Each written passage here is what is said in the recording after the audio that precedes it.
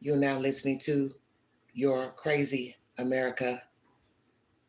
Fires were set to two ballot boxes in the state of Oregon and Washington. ABC News is the source. Thank you for joining me. Investigating fires that were set in ballot drop boxes in the Pacific Northwest that destroyed hundreds of ballots. One local official called it, quote, an act of terror. Our Chief Justice correspondent, Pierre Thomas, is in Washington with more. Good morning, Pierre. Robin, good morning. Authorities here in Washington are watching the situation out west closely as they intensify the hunt for a suspect literally burning up votes. The ballots were literally on fire inside this drop box in Vancouver, Washington. We do have smoke coming out of the ballot box. Now officials say hundreds of ballots at this location have been damaged. The FBI is on the hunt for the suspected arsonist, who authorities believe is also behind two other fiery attacks on ballot drop boxes around the Pacific Northwest. Officials say those fires, only miles apart in Portland, Oregon, and Vancouver, Washington, were sparked by incendiary devices attached to the outside of the drop boxes. It looks like there's some kind of device attached to the ballot box. Authorities releasing this photo of a photo they say is connected to the suspect. If you use that ballot drop box after 11 o'clock a.m. on Saturday and until early this morning, you should get a replacement ballot. All this as Homeland Security officials issued a new bulletin warning that domestic radicals are posting threats of violence toward election officials or infrastructure to prevent perceived fraud or to retaliate against it. If anyone is helping the suspect destroy ballots, conspiracy charges could be brought that carry a maximum of 10 years in prison. This is a serious crime, Michael. Yeah, it is very serious, Pierre. Thank you for bringing that to us.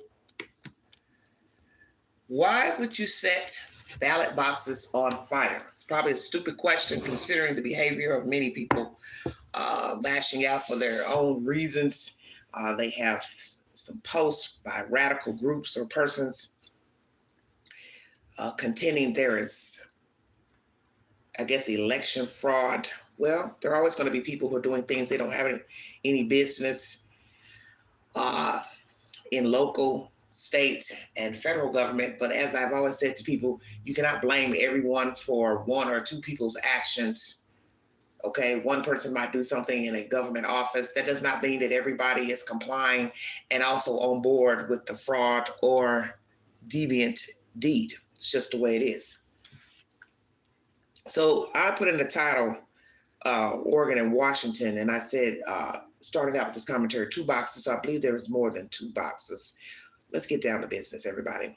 Ballot boxes in Oregon and Washington were set afire with incendiary devices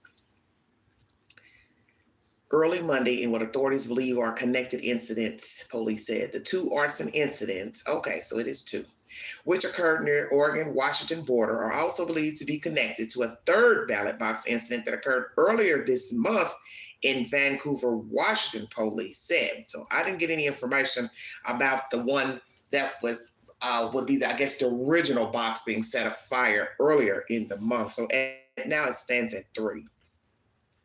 In the first reported incident on Monday, Portland police responded to a fire at a ballot box around 3:30 a.m. local time, police said. Security at the Multnomah County Elections Division responded and extinguished the fire, officials said. Our officers quickly determined that there was an incendiary device that had been attached to the ballot box, and that is what ignited this fire, Portland Police Bureau spokesperson Mike Benner said at a press briefing on Monday. The Bureau's explosive disposal unit cleared the device, police said. Fire suppressant prevented further damage and protected virtually all the ballots, though 3 were damaged, the Multnomah County Elections Division said in a press release.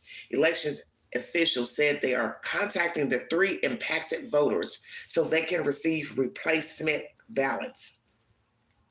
And that box, one of those boxes, is a white box, and then they showed another box that was a red drop box. I never heard of ballot boxes before, so this is something new to me because I haven't seen any ballot boxes here in my region. Multnomah County Elections Director Tim Scott told ABC News that 409 409 ballots inside the ballot box were undamaged and preserved thanks to the fire suppressant. So that's good to know that there was a suppressant in one of the boxes as not to have damaged the remaining ballots. Oregon Secretary of State LaVon Griffin Velotti said the limited impact to ballots shows that our systems are safe and secure. Make no mistake, an attack on a ballot box is an attack on our democracy and completely unacceptable, Griffin Velotti said in a statement. Whatever the motivation behind this incident, there is no justification for any attempt to disenfranchise voters. No other ballot boxes or official drop sites in Multnomah County were affected, the division said. The Portland Fire Investigations Unit is investigating. Sorry about that. About a half an hour later, around 4 a.m. local time, officers in Vancouver, Washington, responded to a report of a ballot box that was smoking and on fire, police said. Officers arrived and located a suspicious device next to the box, which was on fire, the Vancouver Police Department said in a statement. The fire was extinguished and members of the Metro Explosive Disposal Unit safely collected the device, police said. It's crazy. Hundreds of ballots are believed to have been damaged on Monday, though an official number has not yet been determined, Clark County Auditor Greg Kimsey said at the press briefing. Fire suppression devices are also installed in ballot drop boxes in the county, though they do not appear to have worked well, said Kimsey, who added that they're going to try to obtain better fire suppression devices. We take the safety of our election workers seriously and will not tolerate threats or acts of violence that seek to undermine the democratic process, Washington Secretary of State Steve Hobbs said in a statement. I strongly denounce any acts of terror that aim to disrupt lawful and fair elections in Washington State. Despite this incident, I have complete confidence in our county elections officials' ability to keep Washington's elections safe and secure for all voters. Monday's incident is similar to an incident that occurred on October 8th in Vancouver, in which a ballot box was smoking and on fire with a device next to it, Vancouver Interim Police Chief Troy Price said during the press briefing. We do believe the incident here in Portland is connected to the two incidents in Vancouver, Benner said. So in one of the pictures, you see a car sitting beside a white official ballot drop box. It doesn't look that there is a passenger in the seat of the car. There is someone behind the driver's seat. Can't make out if it's a man or a woman. It is AM time. So obviously this is the car that they believe belongs to the suspect in Portland, affiliated with the device put inside of the box. Police have identified a suspect vehicle, a possible Volvo, that was captured on surveillance footage near the ballot box in Portland. Well, at least they have a make of the car. A motive remains unclear, Portland Assistant Chief Amanda McMillan said. We do know that acts like this are targeted and they're intentional, and we're concerned about the intentional act trying to affect the election process, she said at the press briefing on Monday. We're dedicated to stopping that kind of behavior, and we're working toward that today. The FBI is also investigating the incidents to determine who was responsible, an agency spokesperson said.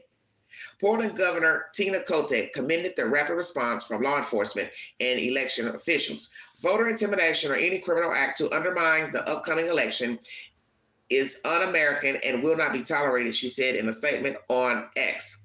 Both Oregon and Washington are one of several vote-by-mail states with ballots returned by mail or at official drop box. Washington also has voting centers open to accept ballots.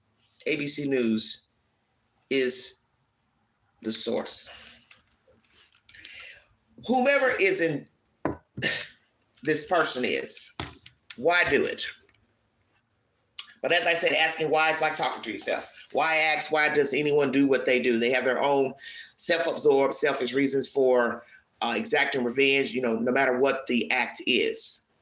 You also heard in this commentary that there are devices put inside of the box to help prevent fire. One box only had 3 damage, and then another box had quite a few ballots damaged. Don't know the exact count. So they're telling you if you did put any mail in those boxes, ballots in those boxes, you need to do a revote, take another vote. This is bizarre. Because imagine if those are burnt up that they can't tell. Then anybody could walk in there and say, oh yeah, I put a ballot in there. But naturally they'll know because you'll have to give your name and ID, and they'll run a government check through the election committee to see that you have voted. But just saying, there might be somebody who might try that, try revoting. A few weeks ago, I had sent off some mail pertaining to the election myself, and I never got that letter because I have the U.S. delivery, which shows me my incoming mail. And I do find it interesting, this story here, I'll go ahead and throw this out there, that I didn't get that letter that they were sending to me pertaining to my, me doing a reapplication because I moved to a different jurisdiction. So you have to start the process all over as far as registering to vote. Naturally, everything has gone through smoothly because I followed up. So imagine if I was the type of person that didn't follow up. Waited until the last minute. Because there's a deadline to do everything, especially when it comes to voting. They have a deadline to send in paperwork or go in person to register to vote. So imagine if I had waited to the last minute and thought, oh, I haven't gotten my voter registration card, or I haven't got any information pertaining to me voting. And I waited until the last minute and then went in person or called, and then they did all their tallying up and said, oh, you've missed the deadline. And then I would have said, well, how did I miss the deadline when I sent everything off in the mail? This is why you don't do a lot of things by mail. So you hear also in this commentary, you could send your ballot in by mail. I don't recommend it because you might have your dirty mail person who might decide they don't want you voting. See, you have to pay attention to details. Queen is always woke. Because like I said, I find it very strange. I have U.S. delivery and I didn't get that letter from the election committee a few weeks ago. But guess what? Does the mail person know I have U.S. delivery? They should know. They're delivering the mail, but it could have been an alternate person delivering the mail. I don't trust anybody. That's just Queen. And like I said, that's what a deviant person is thinking you would do, is not follow up. Well, Queen is just like her grandmother. I follows up. Because it defeats the purpose of me trying to vote, re-register to vote, if I'm not going to follow through with the process. But that's my point, is that you have deviant people out here. Now, one could say the mailman put the mail in somebody else's box. That's still jacked up on your part, because I need that mail. Mail is mail. You don't know if I'm waiting to hear from doctor results. You don't know if I'm getting something from the government, if I have to respond by a certain deadline. So imagine, once again, if it was something important and I had a deadline to comply, and then I'm sitting here waiting, and don't get a response. That's why you always have to follow up when you send anything through the mail that has a deadline or something that you're applying for. Always call and ask, hey, did you get that letter? Hey, did you get my documents? Because you don't know if the mailman was having a bad damn day and decided to take your damn mail and dump it down a ravine, as we saw that back around the holidays a few years ago. Once again, as I said, I have the U.S. delivery where I can see all incoming mail to be delivered to me. And now at this address, I find it interesting that the one piece of mail that don't make it into my box is the U.S. Voting information from the election committee. And you can see it on the envelope where it's coming from. So hell yeah, I find that strange. And I also put in a notice to the U.S. mail. Hey, I'm looking for this piece of mail. I haven't gotten it yet. Now, naturally, they're going to argue you down. Well, mail don't exactly come on the day that we scan it through. Well, then guess what? That's 2 weeks or so ago. Well, where is it? So if somebody deviantly took my mail and put it in somebody else's box, let's just say, they were hoping that I wouldn't vote. Yeah, I'm going to go there and say it. But guess what? I voted. Because I followed through. Amen. So this is why I don't recommend sending certain things through the mail. I don't like putting anything in the mail or the drop box. I had to put some mail in the drop box here where I live. I didn't even trust putting it in the damn drop box. Because once again, I'll have to sit and wait to get a reply for that certain mail. So that means after a week or 2 or 3, I got to call those people to say, hey, did you get the information I sent? But you can best believe if in a couple of weeks that agency don't get my mail, oh, I'm going to the head knocker.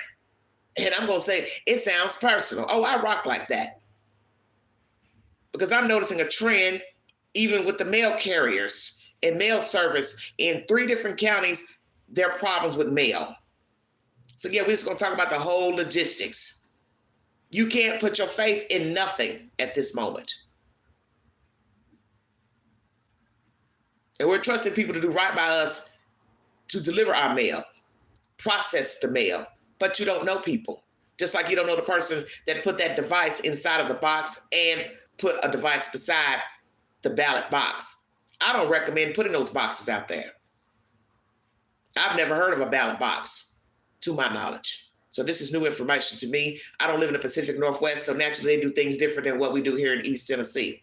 But I wouldn't trust a ballot box on a street corner. If a person was still an ATM, what do you think they would do with a ballot box? They would do something to it. If they couldn't lift it up off the ground, unscrew the screws, oh, hell yeah, they would do something to damage it. Who is this suspect? Is he, she working alone? They do believe all the boxes are related to the same suspect. And sir, ma'am, why would you waste your time doing this? What is your motivation? What is the purpose in tampering with these boxes and putting devices, explosive devices inside and beside the ballot boxes? You're this lonely and pathetic that you have nothing to do with your life, then tamper with government boxes. So your ideology is what? You don't want people to vote, or you don't want people voting for a certain person? Is it because you think a certain person might win the election and you're worried? Or you're worried about voter fraud? So how's this helping? If you're concerned about voter fraud, this isn't helping, because people have a right to vote. If they want to vote, then they vote. If they don't, then they don't. Who are you to tamper with their vote? Because that's exactly what you did 3 times. And let me tell you, 3 times is too many. Now, the 31st should be the last day that you could possibly put anything in a box and or by mail or in person as far as early voting. At least in this region. We have until the 31st to do early vote. So after the 31st, you have to vote on election day and vote in person. So what do you have up your sleeve on vote day? Just saying. Because you seem awfully bitter and angry. So if you are bold enough to put devices in or outside of a ballot boxes, we would also have to wonder what you're capable of on election day.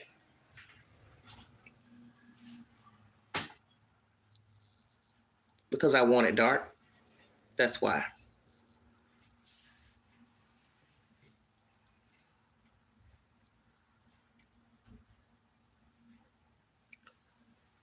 This is the world that we live in. People obstructing what is your right, what is good. As I said, some people vote, some people don't. Some people feel like it's a waste of time because they feel like the votes aren't actually per count, per person, which I do find that a problem. Once I learned the election process about the electoral votes, I don't agree with that. I think a vote needs to go towards each person that voted, each United States citizen that voted. That vote should be counted towards the candidate. Miss me with all this electoral vote BS. Who cares about that? It doesn't count if it's not per vote. That's my opinion.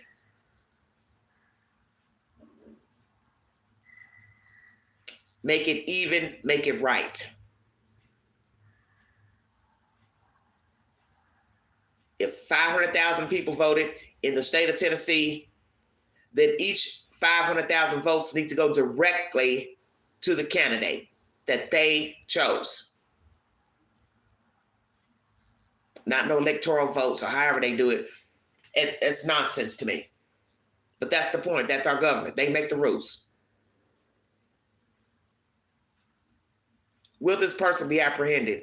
Is it a man or a woman? Usually these type of behavior, these type of acts are done by men, males. Who is the man? White, black, Hispanic? United States citizen, born here or migrated here? And what's the motivation? This person is facing 10 years in prison if apprehended. So imagine being caught, because you will get caught, because now they have the make of your car and model. It's only a matter of time you'll be apprehended, and you will go to jail. You will have a trial unless you plead guilty, and it'll be all for nothing, to forfeit your freedom because you decided to set ballot boxes on fire. But that's your choice, because everything's a choice. Those boxes were not bothering you. They were sitting on corners minding their business. And you decided you want to violate the rights of United States citizen by tampering with the boxes, tampering with the people's votes. We the people, we have a right to vote. The government allows us to vote. If possible, you have no right to interfere with that. So whatever your reasons or ideologies are about voting, you were tampering with the rights of the people. And that, sir, is wrong. And it's vile, because you don't have the right to tamper with those damn boxes. Nobody has any business tampering with anything pertaining to the elections committee, paperwork, throwing anything in the garbage, not filing people's paperwork. You have no damn right. This is why I say you need to do everything in person. Because just like I said, you put your ballot in the mail, you assuming that vote is going to get in there and tallied in there. You hope it does. Because one, it's a process with U.S. mail. First of all, the mailman has to open the box to pull your mail out. Then he has to put the mail in a bag. Then he has to carry it to the mail truck. Then he has to take it to the post office. And then somebody has to sort through that mail. Then the mail has to get sent somewhere. So that means another carrier is now picking up the mail and taking the mail to its location. Then he has to deliver the mail, he or she. Then somebody has to take in the mail. Do you see where I'm going with this? So your mail is passing numerous hands, and you're praying it gets to its location. So it doesn't matter if it's a Dear John letter, it's government mail, it's a ballot. You're praying it gets to its location. And you're also praying that somebody opens the mail and processes the mail and puts the mail in the computer to take care of your business. That's a hell of a gamble. And I think we take that for granted. And we've heard horror stories as well of dirty mail carriers who take the mail, steal the mail, dump the mail. And as I said, I shared this story of my situation with the election committee here recently because I thought it was befitting. Not to say it has anything to do with this story, but just throwing it out there. You take a lot for granted dealing with the mail. And that's my point. Follow the Queen on the Newsbreak app, where I give similar commentary pertaining to breaking news. Like, share, subscribe. Drop your comments below this video. Also, follow me on my community page, where I bring you updates. The movie of the week is Barbarian, now playing free on the Hulu app.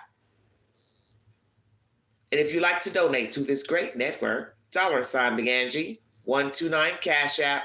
Stickers and chats are always welcome during the live stream. Please check out my content on Billy Joe Howe from yesterday. I have 2 live videos in the queue for your entertainment. I will be back later with more breaking news pertaining to Sean Puffy Combs.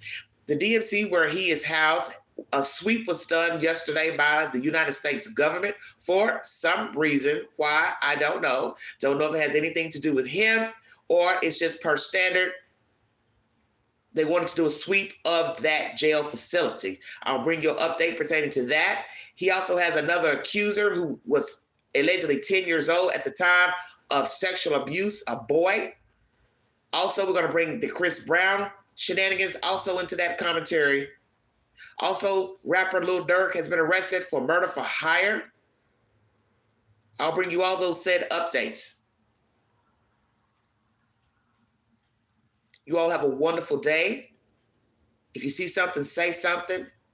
Be a part of the solution, not the problem. Mind the children. Hello, everybody in the chat. Thank you for joining me. Black, Skylar, Teresa.